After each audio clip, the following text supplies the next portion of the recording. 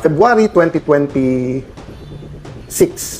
yung ibang mga kasamahan ko, sinabi na ginamit na yung Blue Ribbon. May mga pinagtakpan sa majority nila, no? May mga pinakita sa akin whether ito yung basta saka ko na ilalabas yung mga ebidensya, but basically ang sinasabi, nakipagsabuatan si Senator Lacson sa administrasyon. Sabi sa akin ng media nung Thursday, "Sir, anong ebidensya mo na ang Malacanang ay involved?" Well, aside from sino pa ba pwede magpadala ng NBI ng 2 araw kung hindi Malacanang? Yung saan ba nag-meeting yung 11, hindi ba sa Malacanang din? But pangatlo, anong sabi nilang ebidensya? Ano sabi ni, di ba ang isda sa bibig talaga nahuhuli? Ano sabi ni former Senate President Tito Soto? Ang naniniwala na kami ang majority at si Senator Win ang acting Senate President ay Malacanang House of Representatives.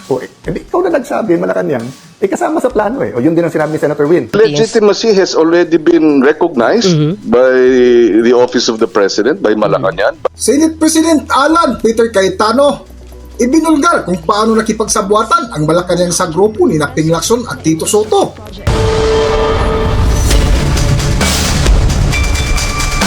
Welcome back to Kakibat TV. Mainit pa rin na pinag-usapan hanggang ngayon sa mundo ng social media ang matinding bangayan sa Senado na tila pilit inagaw ng grupo ni Sherwin Gatchalian ang pamumuno sa Senado sa pamamahala ni Senate President Alan Peter Cayetano. Kung matatandaan, higit kumulang 1 taon hinawakan ni Tito Soto at Ping Lacson ang Senado na ikinadismaya ng taong bayan na walang nangyari ang investigasyon sa kontrobersya ng flood control scandal. Sa isang Facebook live na ni SP Alan Cayetano nitong nakalipas na araw ay siniwalat dito na nakipagsabuatan di umano si Ping Lacson sa administrasyon ni Pangulong Ferdinand Marcos Jr. February 2026, yung ibang mga kasamahan ko, sinabi na ginamit na yung Blue Ribbon. May mga pinagtakpan sa majority nila, no? May mga pinakita sa akin whether ito yung basta saka ko na ilalabas yung mga ebidensya, but basically ang sinasabi, nakipagsabuatan si Senator Lacson sa administrasyon para iporma laban kay Jinggoy, kay Cheese, kay Joel, etc. Regardless kung may zero truth, partial truth, or whatever. And then may mga pinagtakpan, no? From masterminds lower. And then iba-ibang grupo 'yon, ha. Wala pa atang 18 noon eh. Yung Marines. So ang inudyukan namin noon ay si Senator Loren. So again, wala naman nagsabing dapat ako, binigay ko sa kanya. Tapos nag-usap kami, sabi niya, "Alan, sana tayong dalawa." No? But kaming dalawa, meaning mag-sharing din kami. So when we were going to execute, dahil may 14 na kami, biglang may mga tumawag at doon po nag-umpisa. Doon ko nalaman na negotiable pala yung mga kaso nila. Kasi tinawagan na yung mga may kaso, huwag nyo lang iboto si Loren, bawiin nyo, hindi na kayo kakasuhan. At yung isa doon, na-witness ko mismo dahil sa harap ko, tinawagan yung isang high official at narinig ko yung pinag-usapan. So, we stopped there kasi nga may isa naman, wala naman siyang kaso, yung kunikwento ko sa inyo. Pero nagulat ako, takot na takot, no? And isang dahilan takot, minsan medyo napitik din siya na baka banggitin ang pangalan niya, although he swears wala naman siya. At doon ko nga nakita na grabe ang leeway ni Senator Lacson na, kasi may sinabi si Senator Lacson doon na parang, hindi, kausapin natin yung mga namamahala kasi yung witness na yan ay hindi credible. Pero pagdating kay Joel Villanueva, pagdating kay Jinggoy, pagdating kay Cheese, credible naman yung, well, wala si Cheese ata sa witness na yon, no? Pero dun sa dalawa, or at least kay Senator Joel yung witness na, yung particular witness na yon. So what happened is sometime March, I went to see 2 people. No, one is someone not in government, very close to the president, and the other one is very, very high official. Basically, ang sinabi ko, sumunod yung mga kasama ko, hindi naman inelect si Senator Loren. Kami, 3 lang ang gusto namin. 1, tutukan yung ekonomiya ng ating bansa kasi kahit na hindi inaamin ng Malacanang, not exactly in these words, no, but basically, it took some time for Malacanang to admit that there's a crisis. And they didn't create a crisis. The crisis came from the US, Iran, and Israel conflict, no? But it took in denial for the first 2 weeks ang Malacanang. Samantalang every other government in ASEAN, around the world, in Asia, were already pinoporma na nila yung mga contingency plans, diba? That's why nga, nag-file ako, pero sinabi ng Senator Tito, SP, wag lagyan ng ilang days yung contingency plan ng Malacanang, and then afterwards yung Protect Committee, ako at mga staff ko nag-draft noon, para nga may pressure sa Malacanang na to deal with the economic. Okay, pangalawa, sinasabi na importante impeachment, and sabi na, hindi namin papangako boto namin. Kasi nga, we have to do it sa ebidensya. So, panay ang tanong sa amin, so you will allow na lumabas yung ebidensya? Sabi, of course, that's part of our job. Hindi namin job ay i-convict o kaya i-acquit na mag-a-act kami as prosecutors or as defense lawyers. Ang trabaho namin mag-judge, no? And then, syempre, may magtatanong sa Blue Ribbon. Sabi namin, wala kaming specific target except yung katotohanan. Meaning, there has to be a way that the Blue Ribbon will not be used as a tool laban lang sa kalaban ng mga administrasyon, then mapagtakpan yung totoo. Of course, at that time, hindi ko pa alam yung main allegations regarding certain Malacanang personalities and going all the way to the top. Of course, marami ng yung Cabral files, yung may March ba, I think nandun na yung Marines, and then also yung Bersamin files. Basta't marami yan, no? So, basically, ang message ko was, malabo namang makabuo kami, pero it's always possible. So, ang pinapaabot lang namin sa Malacanang ay hindi na po feasible yung Tito Soto, Risa Hontiveros, Kiko Pangilinan, Lacson Group of 4, Gang of 4 na pagpapatakbo ng Senado because it wasn't productive anymore. Panay 2028 lang ang issue, tapos maraming pinagtatakpan, tapos hindi nakatutok sa pangangailangan ng tao. They didn't listen to me. So on May 11, we got the majority. Okay? Hindi namin alam na si Senator Soto mismo, si SP, nagpapasok ng mga NBI at mahigit na 20 ahente nakakalat na sa buong Senate. That's never happened before. They've always coordinated, stayed in one place, and then talked kung paano. Parang kay Senator Jinggoy, napakaayos. Actually, it would have been better kung pinayagan nila ako i-escort sa labas. But nakita nyo, maayos. So yung May 11, in hindsight makikita nyo na po mga kababayan na May 11, set up nila yon. May 13, sila naglagay ng full battle gear ng mga NBI at mapapatunayan namin, Senate premises po yon. So, ang point ko po, sila yung nanggulo. Yung 11, kakampi ang Malacanang, kakampi po ang NBI, tapos pinapalabas, ako at kami ang magulo. Clear na yon, hindsight Even yung walkout, nung sila nag-walkout, 12, wala daw quorum. Nung nagka-12 sila, meron na biglang quorum. Nung sinabi nila, gusto lang nila magtrabaho. Diba? Nakita nyo naman po, hindi man lang nagbigay ng mga pangalan sila doon sa mga committee. So, paano nila sasabihin gusto nilang magtrabaho? Tapos nakita nyo, nung sinabi nila si Senator Wing ay acting Senate President, unang issuance, work from home. Nung pumasok pa rin ang mga taga-Senado, ang sinabi, alas 10, umuwi na kayo. Hindi ba katawa-tawa yun? Di ba yung sasabihin sa'yo, work, let's get back to work. Tapos yung unang i-issue is to work from home, then the next day, umuwi na kayo. 10 o'clock pa lang, pinapauwi na. Kaya nga sabi ko, mag-ingat si Senator Wing, kasi maganda naman future niya. Huwag kang magpagamit sa Malacanang at dun sa mga kasamahan mo. Kahit binibigyan ka ng high position. I'll give you the advice that someone I really respect gave me, which is, receive, don't grab. I didn't grab the Senate presidency in 2016. I didn't grab it in 2025. I didn't grab it in February 2022. But to God's grace, napunta sa akin. By the way, no, kung nakuha ko yon earlier, kasi di ba nagsama-sama Senator Coco, Senator Tito, Senator Frank Drilon, Senator Mig Subiri. Alam nyo kasi sinasabi nila masarap maging Senate President. Yun yung reading between the line Kasi usually tens of billions ang pwede mo ipasok sa budget. Usually yan, malaking mga discretionary funds ang pwede mo i-withdraw. Then of course, number 3 ka. So sa lahat ng mga ahensya ng gobyerno, basically you're a VIP there. Ang daming perks po ang pagiging Senate President, no? So when the 4 of them says na, Alan, bumitiw ka na lang, huwag kang kumapit sa posisyon, no? First and foremost, nagulat ako na these personalities, especially Senator Drilon and Senator Coco, were staunch anti-Marcos personalities. Suddenly, Marcos na rin, no? I'll go to that later, but what's my point? Sila na-enjoy nila lahat yan. Ako, the day na tinanggap ko at sinabi ko sa mga kasamahan ko, I'm up to the challenge. Kasi nung sinabi sa akin ni Senator Loren, ikaw na, Alan, kumilos na tayo. Nagtanong muna ako went to Senator Cheese and said na, ako ba dapat talaga pa? But the day na tinanggap ko, I knew I will not be an ordinary SP. This isn't the usual, di ba, na first among equals ka, na malaki pondo mo. I knew, laban to ng katotohanan. And I was told already na linggo-linggo, sisubukan kang alisin, laging araw-araw. And I knew na grabe ang gagawin nila. Pero hindi ko na-imagine talaga na I knew they were gonna throw at me the kitchen sink. But I didn't know that pati yung kitchen, itatapo nila. We knew na bubuhayin yung kaso laban sa iba sa amin, pero hindi namin alam na ganun talaga yung pressure na gagamitin, no? But the reason I bring that up, I wanted to emphasize, hindi kami nagkulang sa trying to build bridges. So finally, nung naka-first base kami, kausap namin ilan high officials, and then hanggang umabot sa Malacanang, we communicated that you can trust us in me, in particular, in the group, kasi nakausap ko na yung grupo. Gagawin namin maayos ang impeachment. Hindi namin papangako boto namin, but we will commit na we will listen to the evidence, we will view, we will hold it together with the legislative. Nag-commit din kami doon sa economic. Sabi namin, pagdating sa Blue Ribbon, aayusin natin yung mga hearings na hindi maapektuhan yung ating mga negosyante. But ako, sabi ko, kailangan lumabas yung totoo. Okay? So, hindi po kami nagkulang. So, yung 11 sa pagko-convince sa Malacanang na kalaban yan.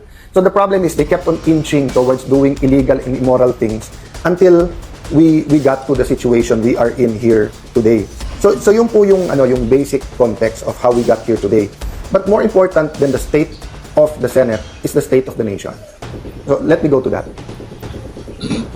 Sabi nila po, yung hindi marunong lumingon sa kanyang pinanggalingan ay hindi makakarating sa kanyang paruroonan.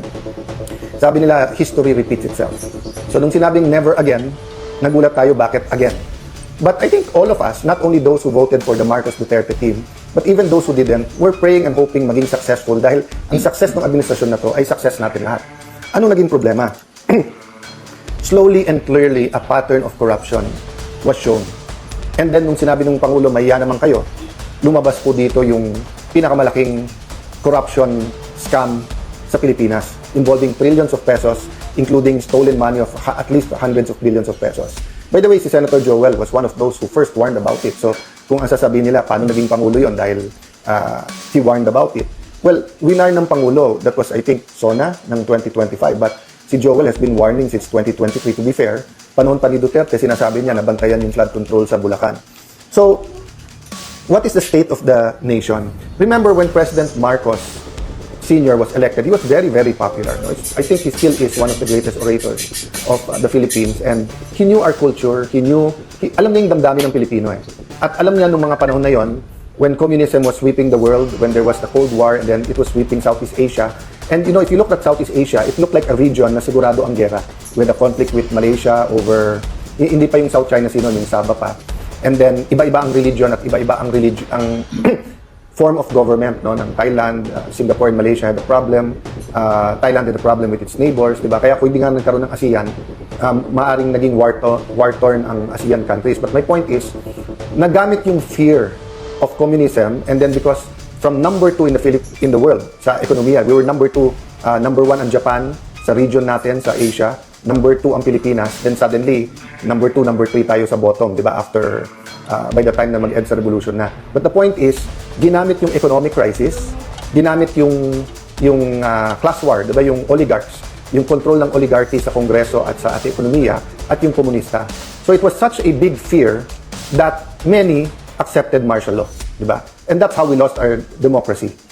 So by the time na we regained it in 1986, an Aquino had to give his life, and then there was a need of the people to march on EDSA in the EDSA revolution.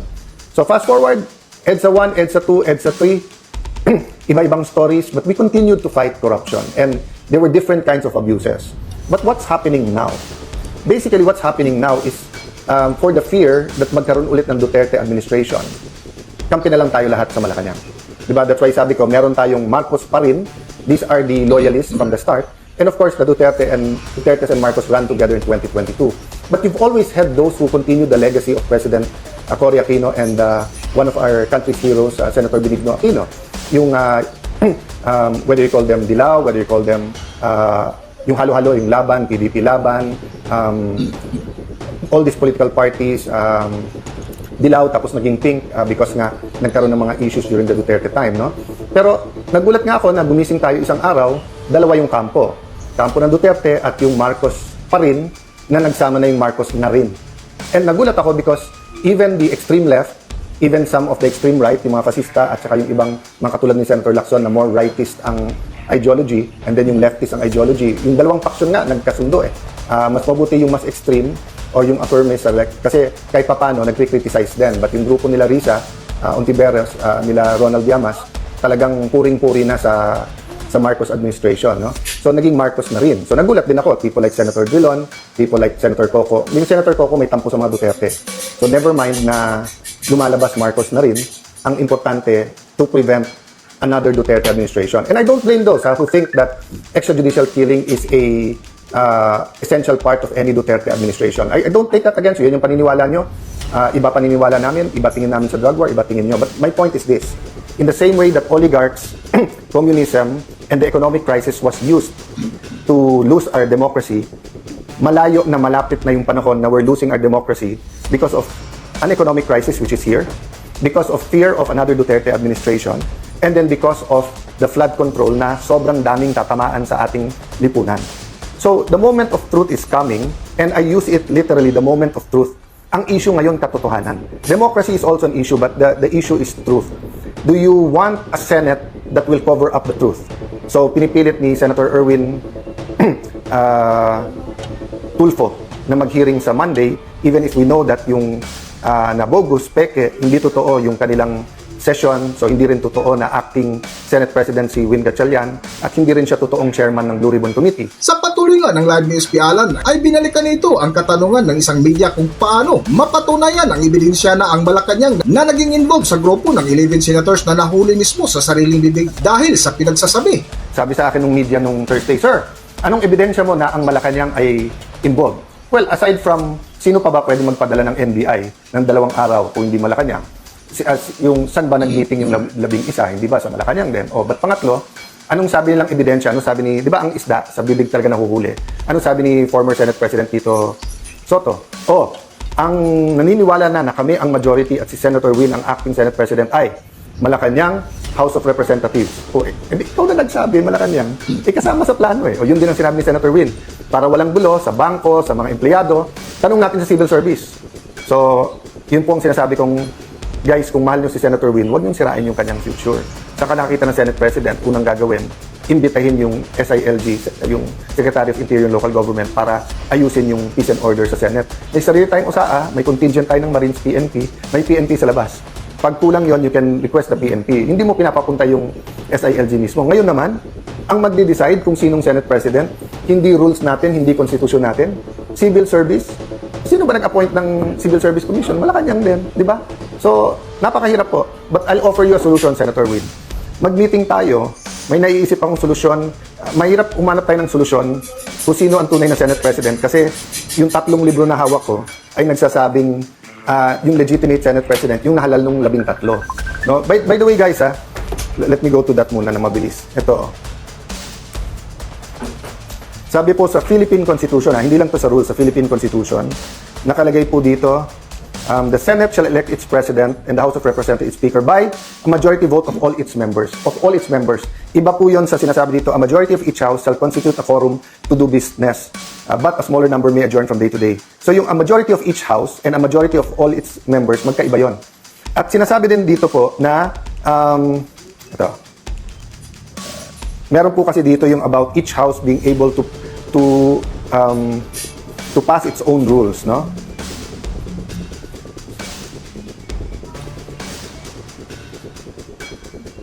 Each House may determine the rules of its proceedings. So kung titingnan mo ang rules natin, yung officers po, yung secretary, yung sergeant at arms, Senate President pro tempore at Senate President, 13 ang kailangan. Kasi all members. So, ang Constitution ay nagbibigay ng power sa rules at sinasabi po dito sa dalawa na kailangan 13. So, kung walang 13, hindi kayo tunay. Going back to yung hearing ni Senator Erwin, the 12 might want to rein him in even during martial law, even during the abuse of arrest, kaliwat kanan at yung mga torture.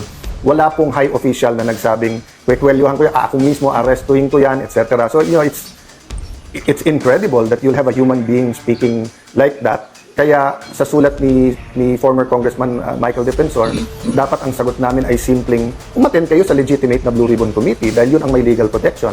Pero siguro idadagdag ko dun sa sulat na yung ganun mental state ng isang senator tapos siya ang magiging chairman, walang makakapag-guarantee ng inyong safety doon. At tandaan nyo po, tapos na po tayo dun sa 18 Marines. Kung gusto nila ipatawag ulit under Senator Marcoleta, pwede mag-attend sila Senator Win. Pero nandun pa tayo sa 2 o 3 witnesses na ang bibigat at may mga dokumento at talagang mayayanig yung ating bansa. Kaya po nagkakaroon ng ganito.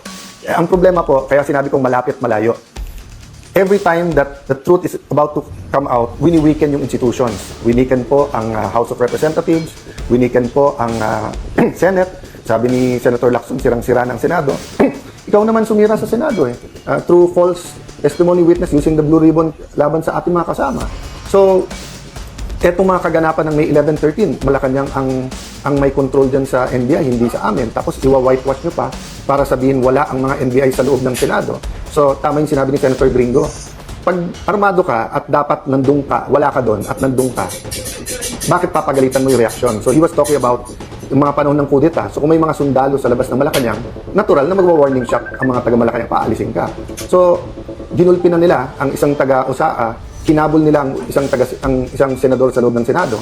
So natural, nung pinaligiran nila ang Senado at they crossed over from GSIS into the Senate na naka-full battle gear, natural na magkakaroon ng warning shot. And then ang sisisihin kami, hindi yung nanggugulo. So the point is, these hearings, you know, you had your chance to have hearings. Ilang buwan naman kayo na hindi nag-hearing, di ba? So siguro, ang haba na ng sinabi ko, my point is, mga kababayan, who are we as Filipinos? So I had to think about my role. Komportable ako sa pagso-soul search ko, sa role ko po in transforming the nation, sa role ko po bilang isang Kristiyanong may pinaglalaban. Komportable po ako, quiet life with family, building our city. Pero nung tinawag ako, step up, be with the senators, be our leader, I had to say yes. Kasi yun yung role na binibigay sa akin. I knew I wouldn't enjoy the perks. I knew na baka ikasuhan muna, kulong, intimidate, offer. But kailangan ko lakas ang loob ko. I have to put my whole faith in God. Today, day by day lang ako nabubuhay. Day by day, Lord, anong pinapagawa mo sa akin? So, dun sa mga nagpre-pray for us, pati yung mga nag-open letter, I don't get offended. Tama yung sinabi nyo. Ang prayer ko should be, Lord, saan mo ako gusto at anong dapat kong gawin? So, I'll stop there, but you also have to ask yourself that question. Whether you're a doctor, you're a lawyer, you're a soldier, wala kang trabaho, barangay tanod, anong role mo? Definitely to pray. Pero ano sa pagkikilos? Pagpo-post, pagpo-protesta, pagpapanood, kung ano nangyayari, let your voice be heard. Yung IBP, ngayon, nagsasalita pa isa-isa yung mga abogado. I mean, ang daming issue sa quorum, etc. But in electing the officers, kahit basta't marunong magbasa, majority of all the members. Diba? Kaya nga sabi ng Malacanang, nire-review pa nila Constitution. Ang problema, they're bending the law and they're bending the Constitution, which is weakening institutions. At kaya nga tayo napunta sa dictatorya during the time. So in one sense, malapit na tayo because we keep trying to hide the truth. Okay, ulitin ko in one sense, malapit na po tayo kasi ilang institusyon na ang binaboy natin Nandun na tayo sa Senado And then, lahat ginagawa, hindi lumabas yung totoo. In the other sense, malayo pa. Kasi wala pa namang official declaration, etc. etc. Pero nagsusumula na Basta't ikaw ay kalaban, actually matagal nang simula yun, basta't ikaw kalaban ay kulong ka. Pero bailable yun Ngayon yung non-bailable na ginagawa. At ang masama, dati, lumalaban yung institusyon. So nung pinadlock ang Senado, nagkaisa lahat ng senador, at least more or less, na huwag nyo ipadlock yung Senado. Ngayon kasi, kapwa senador pa ang kumakampi sa Malacanang. Diba? That's why, hindi ko na sinasagot isa-isa Kasi nga, team cover up between team ilabas yung totoo. Team independent versus yung team na ang Senado dapat kontrolado ng Malacanang. O sasabihin na, di, kasi kay Tito Soto or kay Win Gatchalian, maayos yung Senate. Maayos nga yung Senate kasi hindi nyo nilalabas yung totoo, tapos nandun kayo sa ilalim ng Malacanang. So, I continue to offer Malacanang a partnership, but check and balances tayo, no? So, weekend, Sunday time to think. So, wala namang problema, filean ako ng kaso. But for example, yung Tindig Pilipinas PICOD, legacy ni President Cory Aquino is democracy. Legacy ni Senator Benigno Aquino is giving his life to fight for freedom and democracy. And then magpapagamit kayo sa Malacanang. Obstruction of justice. Sinabi na ng NBI, walang warrant na binigay sa amin. Sinabi na ng PNP at SILG, pumunta sila doon, hindi para aresto dahil wala pa namang warrant. So, paano naging obstruction of justice at paano pinatakas si Bato kung wala namang warrant? So, let me address myself to PICOD and the other Aquinos, even to Senator Bam, no? Ang legacy nyo, democracy. Then Marcos na rin. So, no problem. Legacy din nila is against extrajudicial killings. O yung ipaglaban nyo yun. Legacy din ng mga Aquino is to sacrifice for the nation. So, if your sacrifice is fighting the Dutertes, okay yun. Pero okay sa inyo babuyin yung Senado. Okay sa inyo, huwag ilabas yung totoo sa flood control. Di ba? Kaya nga, laban Laban yung laban. Hiramin ko muna. Kasi hindi nyo ginagamit Di ba? So, alam nyo naman, di ba, sa aktivista, ganyan, sa Duterte, ganyan. Kailangan neutral ako dahil senator judge din ako pa magpre-preside ng impeachment. Pero pera muna nung laban. Kasi paano pag wala nang lumaban para sa Pilipinas? Paano kung Marcos na rin? So mga kababayan, let me end this way. Kung comfort lang po, sumang-ayon na po ako sa administrasyon. My life will be totally much easier, but I couldn't live with myself. Why? Life without a purpose is not living. Diba? You all have to consult your maker. Is this the kind of world that the Philippine Constitution wants? Is this the kind of world that the Bible tells us, the kind of Philippines we want? Diba? So, you might not like me.